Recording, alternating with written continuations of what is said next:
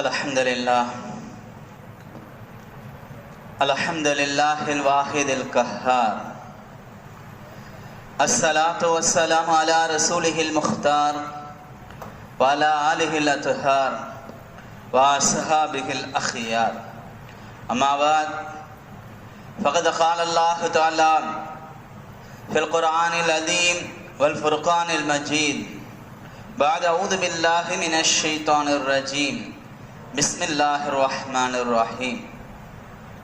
Ya bani Adam khudhu zinatakum inda kulli masjidin wa kulu washrabu wa la tusrifu. Wa qala nabiyyuna sallallahu alayhi wa sallam la tuqbala salatu ahadikum idha ahdatha hatta yatawalla'a aw kama qala alayhi salatu wassalam. எல்லா புகழும் பெருமையும் ஏக இறைவனாம் அல்லாஹ் ஒருவனையே சாரும். சலாத்தும் சலாமும் அன்னலம் பெருமானார் முஹம்மது நபி ஸல்லல்லாஹு அலைஹி வஸல்லம் அவர்களின் மீதும் அவர்களை பின்பற்றி வழிவந்த உத்தம சத்திய சஹாபாக்கள், சஹாபிய பெண்மணிகள், தாபியர்கள், தபா தாபியர்கள், குறிப்பாக இந்த ஜும்மாவுடைய தொழுகையை நிறைவு செய்வதற்காக முன்னகையும் அருகை தந்து அமர்ந்திருக்கின்ற நம் அனைவர்களின் மீதும், நம்மை பெற்றெடுத்த பெற்றோர்கள், நாம் பெற்றெடுத்த பிள்ளை செல்வங்கள், நம் உற்றார் உறவினர்கள், நம் உடன் பிறந்த சகோதர சகோதரிகள், உலகத்தில் உண்டான அத்துணை முஸ்லிமான ஆண் பெண் அனைவர்களின் மீதும் அல்லாஹு தஆலாவுடைய சலாத்தும் சலாமும் அன்பும் அருளும் என்றென்றும் நிலவட்டுமாக. ஆமீன். பெருமதிப்பிற்கும் மரியாதைக்கும் உரியவர்களே, தொழுகை என்பது வெற்றிக்கான அடிப்படை என்பதை கடந்த 3 வாரங்களாக நாம் பேசி வருகிறோம். அதிலும் குறிப்பாக தொழுகையினுடைய சரியான முறைகள் நாம் தெரிந்திருக்கிறோமா என்பதும் மிகப்பெரிய கேள்விக்குறியாக இருக்கின்ற நிலையிலே தொழுகையினுடைய முறைகளை பற்றி பேச வேண்டும் என்றும் பேசியிருந்தோம். கண்ணியத்திற்குரியவர்களே, அந்த அடிப்படையில் இந்த ஜும்மாவிலே தொழுகையினுடைய நிபந்தனைகள் என்பதை பற்றி சுருக்கமாக சில செய்திகளை பேசலாம் என்று எண்ணுகிறோம். தொழுகையினுடைய நிபந்தனைகள் அரபியிலே ஷுரூத்துஸ் ஸலாத் என்பதாக சொல்லுவார்கள். நாம் தமிழிலே சாதாரணமாக நாம் ஓதுகின்ற மக்தபிலே ஓதுகின்ற காலத்திலே அல்லது இப்பொழுதும் மக்தபுகளிலே தொழுகையினுடைய வெளி ஃபர்லுகள் என்று சொல்லிக் கொடுக்கப்படுகின்ற ஒரு முக்கியமான விஷயங்கள். கண்ணியத்திற்குரியவர்களே, தொழுகைக்கு முன் நாம் செய்ய வேண்டிய சில விஷயங்கள், இவைகளை செய்தால்தான், இந்த காரியங்களை செய்தால்தான், இந்த காரியங்கள் முறையாக இருந்தால்தான் தொழுகை நிறைவேறும். அப்படியான தொழுகைக்கு முன் செய்ய வேண்டிய சில முக்கியமான விஷயங்களை பற்றி இந்த ஜும்மாவிலே நாம் பார்ப்போம். கண்ணியத்திற்குரியவர்களே, முதலாவதாக நாம் தொழுகைக்கு நிற்பதற்கு முன்னால், தொழுகைக்கு நாம் ஆரம்பிப்பதற்கு முன்னால் நாம் முதலாவதாக கவனிக்க வேண்டிய விஷயம் உடல் சுத்தம். நம்முடைய உடல் சுத்தமாக இருப்பது. கண்ணியத்திற்குரியவர்களே, உடல் சுத்தம் என்பது கண்ணுக்கு தெரிகின்ற அசுத்தத்தை விட்டும் நீங்கி சுத்தமாக இருப்பது, கண்ணுக்கு தெரியாத அசுத்தத்தை விட்டும் நீங்கி சுத்தமாக இருப்பது என்பதாக 2 வகையாக சொல்லப்படுகிறது. கண்ணுக்கு தெரிகின்ற அசுத்தம் என்பது நம்முடைய உடலிலே நம்முடைய சிறுநீர் துளிகள் ஏதாவது பட்டிருக்கிறதா என்பதை கவனித்து அவைகளை சுத்தம் செய்து விடுவது. நம்முடைய உடலிலே மனிதனுடைய அல்லது மற்ற மிருகங்களுடைய கழிவுகள் ஏதாவது பட்டிருக்கிறதா என்பதை கவனித்து அவைகளை சுத்தம் செய்து விடுவது. அதே போன்று இரத்தம் மிக அதிகமான முறையிலே 1 துளி 2 துளி இரத்தங்களை பற்றி அவைகள் அசுத்தமாக கருதப்படாது.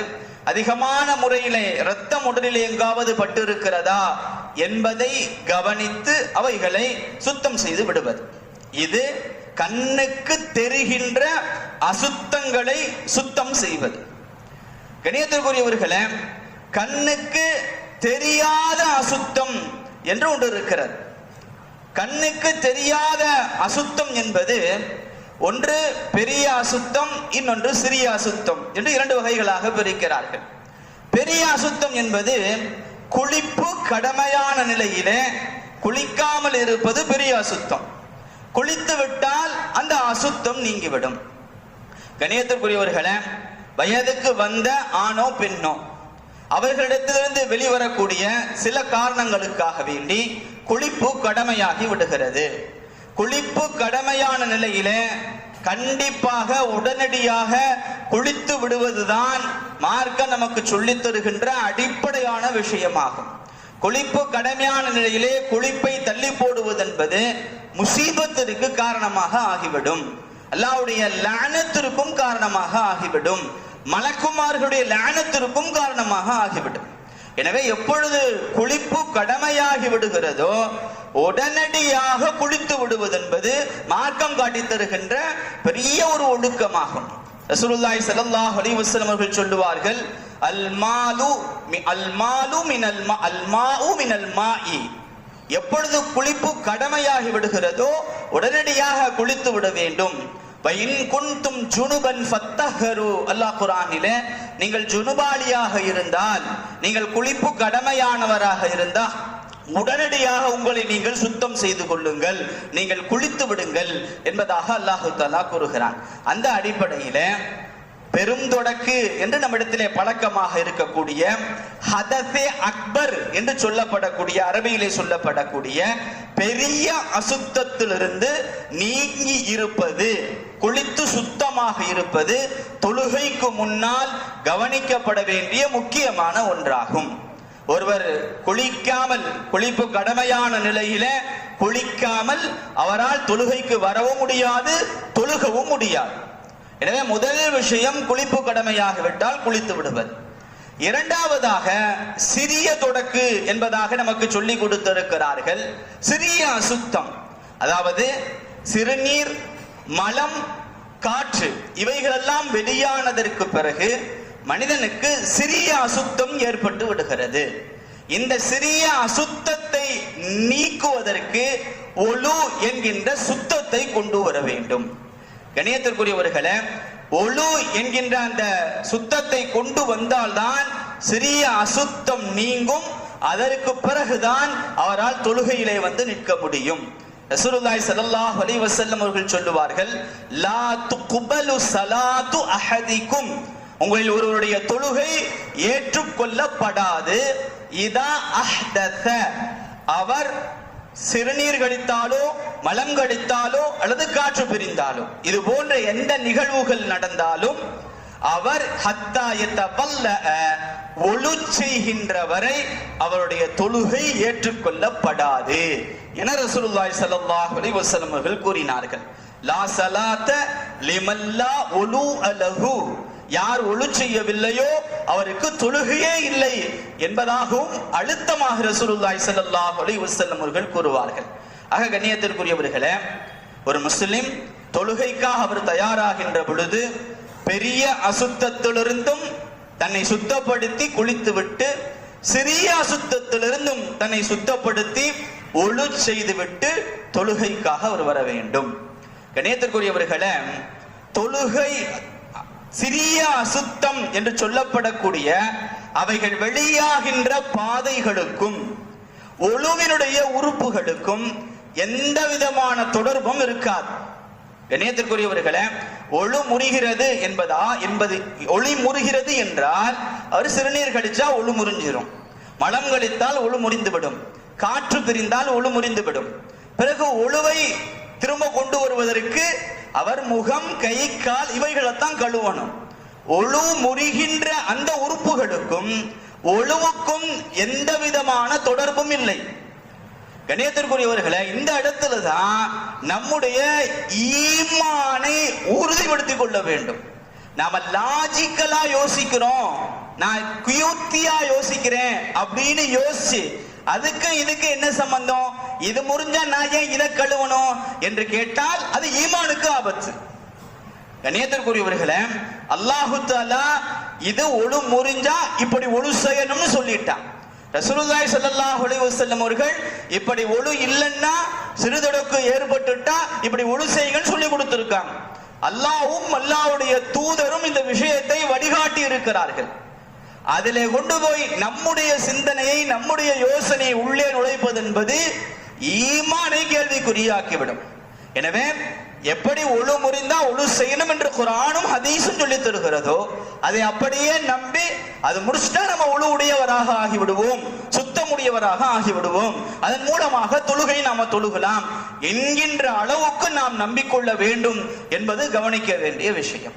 கணியத்திற்குரியவர்களே, அல்லாஹு தஆலா குர்ஆனிலே யா அய்யுஹல்லதீன ஆமனூ இதா குன்தும் இலஸ்ஸலாத்தி, நீங்கள் தொழுகைக்காக நின்றால் ஃபக்ஸிலூ உஜூஹக்கும், உங்களுடைய முகங்களை நீங்கள் கழுவிக் கொள்ளுங்கள், வ ஐதியக்கும் இலல் மராஃபிகி, உங்களுடைய கைகளை முழங்கை வரை கழுவிக் கொள்ளுங்கள், அதற்கு பிறகு வம்சஹு பிருஊசிக்கும், உங்களுடைய தலைகளை மசல் செய்து கொள்ளுங்கள், அதற்கு பிறகு உங்களுடைய கால்களை கழுவிக் கொள்ளுங்கள் என அல்லாஹு தஆலா சுருக்கமாக ஒழுவுடைய முறைகளை குர்ஆனிலே சொல்லுகிறான்.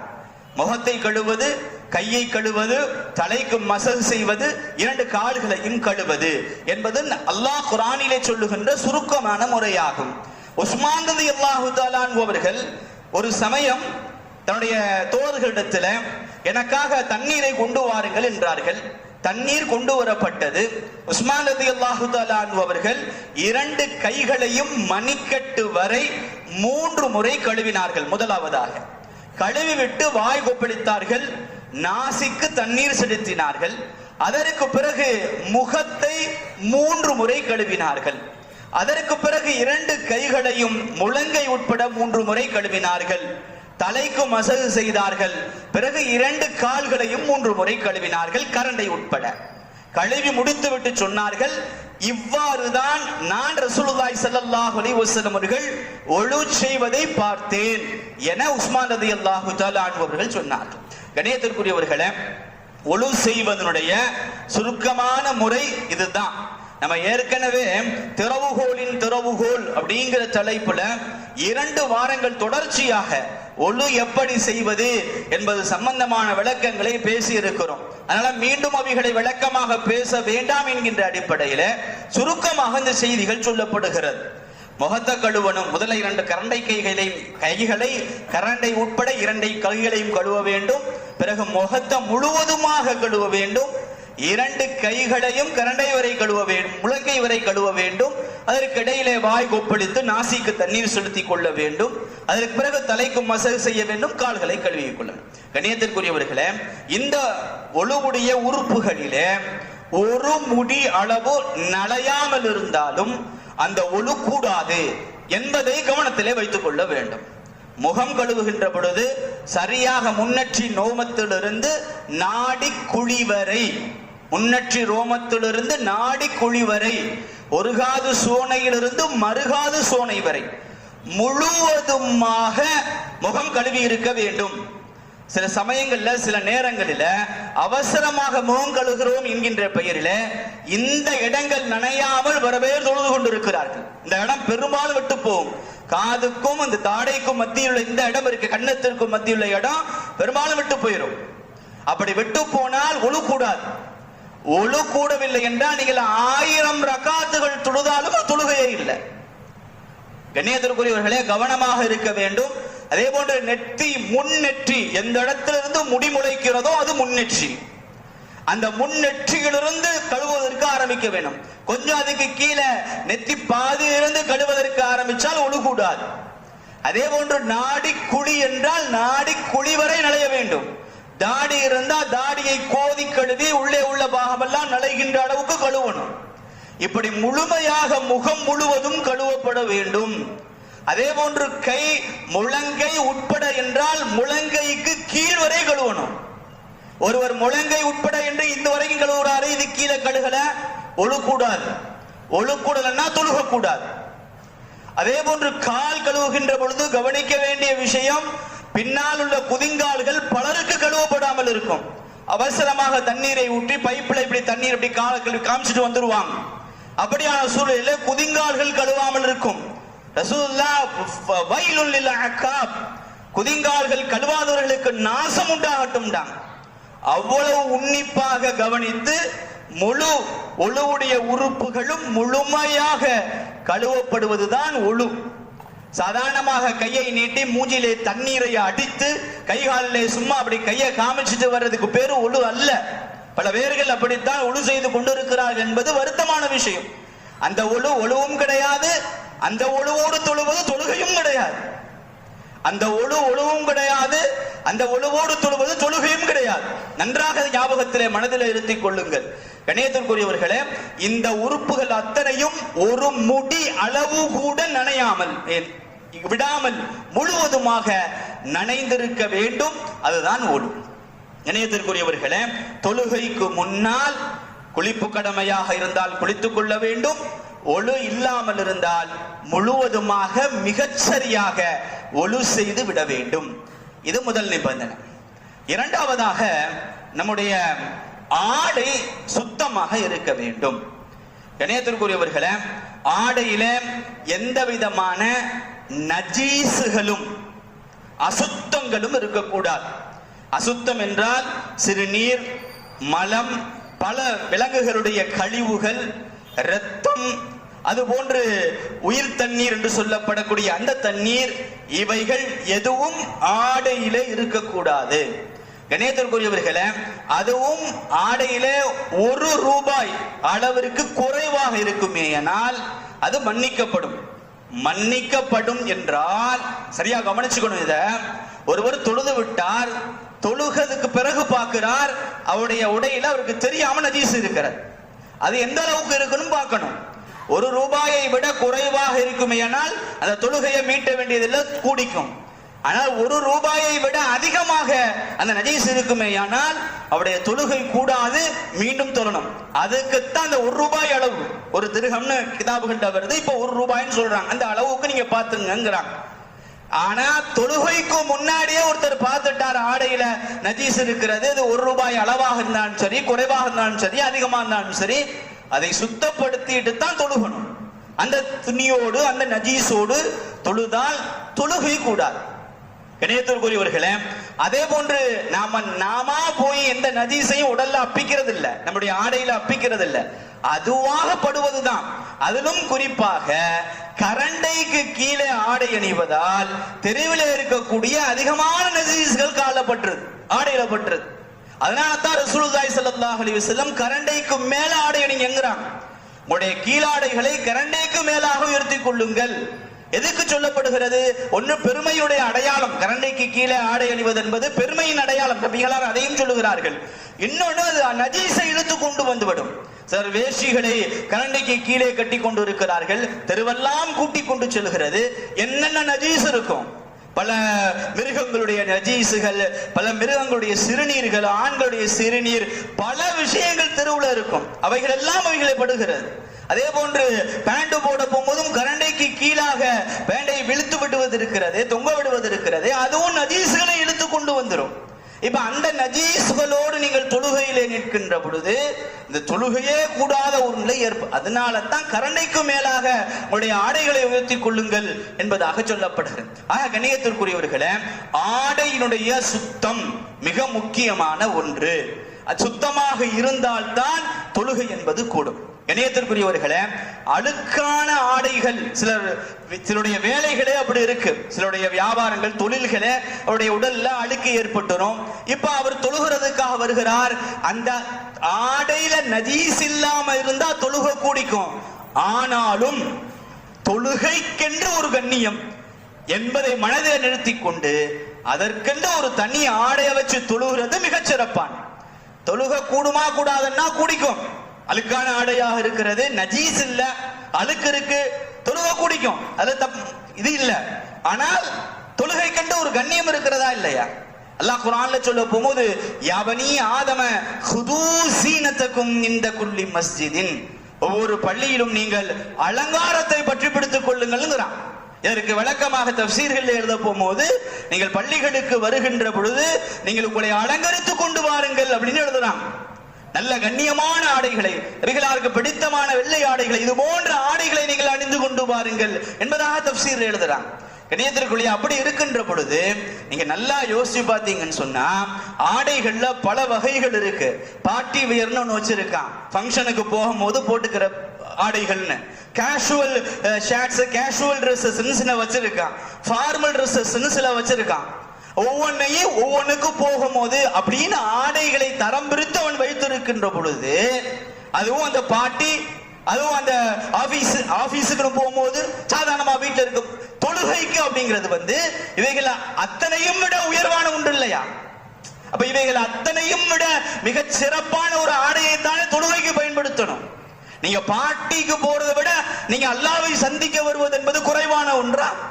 நீங்கள் ஆபீஸுக்கு போறதை விட, நீங்கள் ஒரு ஆபீசரை பார்க்க போறதை விட அல்லாஹ்வை சந்திக்க வருவது என்பது குறைவான ஒன்றா? உங்களுக்கு வித்தியாசங்கள் புரிய மறுக்கிறது. அதற்காக தனிப்பட்ட சரியான ஆடைகளை எல்லாம் அயன் பண்ணி கஞ்சி போட்டு விலையுயர்ந்த ஆடைகளை அணிந்து கொண்டு எங்காவது கண்ணிலாவது பட வேண்டும் என்று நீங்க போகின்ற பொழுது தொழுகைக்கு ஏன் அது தெரிய மாட்டேது? மிக சாதாரணமான ஒரு டிஷர்ட்டை மாட்டிட்டு வந்துடுறது, ஒரு அழுக்கான கைலியை மாட்டிட்டு வந்துடுறது. ஏன் தொழுகையினுடைய முக்கியத்துவம் மனதில் இருக்க மறுக்கிறது என்பது பெரிய கேள்வி. அவர் தொழுகை முடிச்சிட்டு போய் ட்ரெஸ்ஸை மாத்திட்டு வெளியூர் கிளம்புறார். அப்ப எவ்வளவு ஒரு தவறான ஒரு எண்ணம் பாருங்க. தொழுகையின் முக்கியத்துவம் எவ்வளவு குறைவாக மனதில் இருக்கிறது பாருங்க. தொழுகைக்கு சாதாரணமா வந்துருது, அழுக்கோட நைட் காலையில எந்திரிச்சு நைட் ட்ரெஸ்ஸோட, நைட் கைலியோட அப்படியே வந்துருது, நைட் ட்ரெஸ்ஸோட அப்படியே வந்துருது ஃபஜ்ருக்கு. அதை மாத்திட்டு வரதுல என்ன பிரச்சனை? குது சீனத்துக்கும் அல்லாஹ் சொல்றான், உங்களுடைய பள்ளிவாசல்கள் அலங்காரங்களை கடைபிடியுங்கள்ங்கிறான். கண்ணியமா வாங்க, முறையா வாங்க, சரியா வாங்க. கண்ணியத்திற்குரியவர்களே, இதுல இன்னொரு செய்தியும் இருக்கிறது. ரசூலுல்லாஹ்வுடைய காலத்துல காபத்துல்லாவை முஸ்லிம் அல்லாதவர்களும் வலம் வந்து கொண்டிருந்தார்கள். அப்படி வலம் வருபவர்கள் ஆடை இல்லாத நிலையிலே வருவார்கள். அப்ப அல்லாஹ் சொன்னா இப்படி வராதீர்கள், அலங்காரத்தோடு வாங்க பள்ளிவாசலுக்கு. கண்ணியத்திற்குரியவர்களே, இந்த ஆயத்தின் அடிப்படையில தொழுகைக்காக இருக்கின்ற பொழுது தொப்பலிலிருந்து முட்டிக்கால் வரை ஆண்கள் மறைப்பது ஃபர்தா, கண்டிப்பா மறைக்கணும். அப்படி மறையாமல் இருக்குமேயானால் தொழுக கூடாது. பெண்கள் உடல் முழுவதுமாக மறைக்கணும். தொழுகையில முகம், கை, கால் இவைகள் தொழுகையில மறைக்க வேண்டியது இல்லை, மற்ற நேரங்கள்ல மறைக்கணும். தொழுகையில பெண்களுக்கு உடல் முழுவதும் மறைத்திருக்கணும், முகம், கை, கால் மறைக்க வேண்டியதில்லை. ஆண்களுக்கு தொப்புளிலிருந்து முட்டுக்கால் வரை கண்டிப்பாக மறைத்தே இருக்கணும். கண்ணியத்திற்குரியவர்களே, இந்த சட்டம் என்பது யார்கிட்ட ட்ரெஸ்ஸே இல்லையோ, ஒருத்தர் தொழுகைக்கு வரணும், அவர்கிட்ட ஆடையே இல்லை, ஒரு சின்ன துண்டு தான் இருக்கு, இது மட்டும்தான் அவர்கிட்ட இருக்கு, அப்படியான சூழல்ல அவர் இந்த அளவாவது மறைச்சிட்டு தொழுகை வரணும் அப்படிங்கிறதுக்காக சொல்லப்பட்ட சட்டம். இப்ப நமக்கு அந்த சட்டம் தேவையில்லை. நாம முழுசா ட்ரெஸ் வச்சிருக்கோம், மேலாடையும் வைத்திருக்கிறோம், கீழாடையும் வைத்திருக்கிறோம், உள்ளாடையும் வைத்திருக்கிறோம், எல்லா ஆடையும் வைத்திருக்கிறோம். நமக்காக சொல்லப்பட்டதல்ல. யார்கிட்ட அந்த ஆடை இல்லையோ அல்லது யாருக்காவது கிழிஞ்சு போயிருக்கு, அந்த மறை உறுப்புகள் தெரியாத அளவுக்கு அவர்கள் மறைக்கப்பட்டு இருக்கணும். மறையை தொழுதுகிட்டு இருக்கும் போது அந்த ஆடை கிழிஞ்சிருச்சுன்னா, மறை உறுப்பு தெரிஞ்சிருச்சுன்னா தொழுக கூடாது. மறைச்சே ஆக வேண்டிய விஷயங்கள் அவைகள் எல்லாம் கண்டிப்பாக அது இருந்தால் தான் தொழுக கூடும். அப்படியான சூழ்நிலை சொல்லப்பட்ட சட்டங்கள் இவர்களாம். ஆக கண்ணியத்திற்குரியவர்களே, தொழுகையில சுத்தம் இருக்கணும், ஆடை உடல் சுத்தம் இருக்கணும், ஆடை சுத்தம் இருக்கணும், ஆடை மறைக்க வேண்டிய விஷயங்களை மறைச்சிருக்கணும், தொப்புளிலிருந்து முட்டிக்கால் வரை மறைத்திருக்கணும். இணையத்திற்குரியவர்களே, இந்த மறைத்திருக்கணும் அப்படிங்கிறத சரியா விளங்கிக்கணும். சிலருடைய வேஷ்டிகள்லாம் பார்த்தீங்கன்னா உள்ளது அப்பட்டமா தெரியும், அதோட தொழுகை வந்துடுவார். பின்னாடி நின்று தொழுகிறதுக்கு பெரிய சிரமமா இருக்கும். பல பேருடைய வருத்தங்கள். தொழுகைக்காக வருகின்ற பொழுது எந்த ஆடை கட்டினா பின்னாடி உள்ளவங்களுக்கு நம்முடைய எதுவும் தெரியாதுன்னு ஒண்ணு இருக்கா இல்லையா? அடிப்படையான அறிவு இல்லையா? இல்லையா? அது எது மிக இலேசாக இருக்கிறதோ அந்த வேஷ்டியை கட்டிட்டு வந்துடுறது. கட்டிட்டு வந்து தொழுகையில நின்றா பின்னாடி உள்ளவருக்கு எல்லாம் தெரியுமா தெரியாதா? அவருடைய கவனம் எல்லாம் சிதறுமா சிதறாதா? கண்ணியத்திற்குரியவர்களே, மறைக்க வேண்டும் என்றால் முழுமையா மறைக்கணும். அது மெல்லிசான ஆடைகளை வைத்து மறைத்தும் மறைக்காமல் இது தவறு. சரி செய்து கொள்ள வேண்டிய மிக முக்கியமான விஷயம். அதே மாதிரி ரொம்ப டைட்டான டிரெஸ், ரொம்ப டைட்டான டிஷர்ட், உடலுடைய அங்கங்களை அப்படியே பிரதிபலிக்கின்ற டைட்டான டிரெஸ், அதே மாதிரி ஆண்களுடைய ட்ரெஸ் பெண்கள், பெண்களுடைய ட்ரெஸ் ஆண்கள். கண்ணியத்திற்குரிய இதெல்லாம் தொழுகையில சொல்லி கொண்டிருக்கிறேன். இது தொழுகையை தாண்டியும் சில ஆடை சம்பந்தமான விஷயங்கள் நிறைய பேச வேண்டும். இது தொழுகையில் இவைகள் எல்லாம் முறையாக சரியாக பேண வேண்டும். டிஷர்ட்ல சில வாசகங்கள், எந்த வாசகங்கள் பிறருடைய சிந்தனைகளை கெடுக்கிறதோ அப்படிப்பட்ட வாசகங்களுடைய டிஷர்ட்டை போட்டு தொழுகை வரக்கூடாது. பிறருடைய சிந்தனைகளை அவைகள் கெடுக்கும். அதே போன்று உருவப்படங்கள், டிஷர்ட்ல ட்ரெஸ்ல உருவப்படங்களை கொண்டு தொழுக வருவது. கணியத்திற்குரியவர்களே, உங்களுடைய பிள்ளைகளுக்கு சிறு வயதிலிருந்து அங்க வாங்குற ட்ரெஸ்ல டிஷர்ட்ல உருவம் இல்லாம வாங்கி பழகுங்க, வாங்கி கொடுங்க.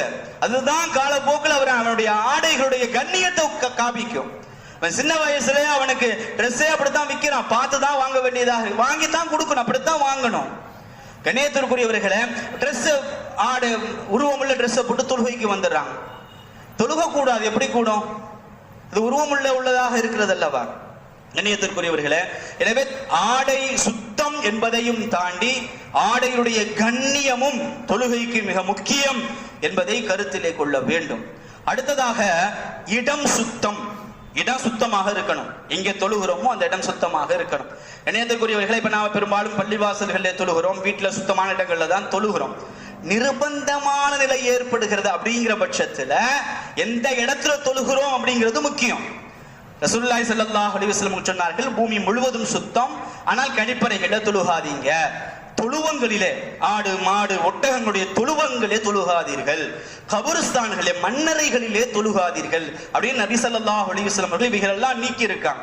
கபருஸ்தான்ல தொழுகக்கூடாது, மண்ணறைகளில தொழுகக்கூடாது, நபிகளார் தடை செய்திருக்கிறார்கள்.